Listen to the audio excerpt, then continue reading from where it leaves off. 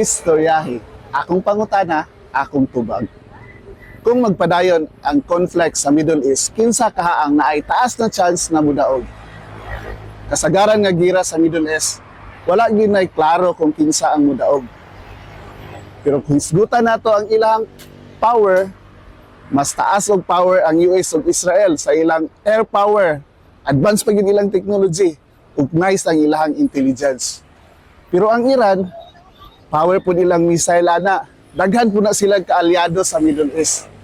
So in short, kung mutaas ang gira, maproblema na noon, ang tibuok kalibutan, maapektuhan ang economy, ang oil supply, so lisod yun kayo kung mutaas ang gira.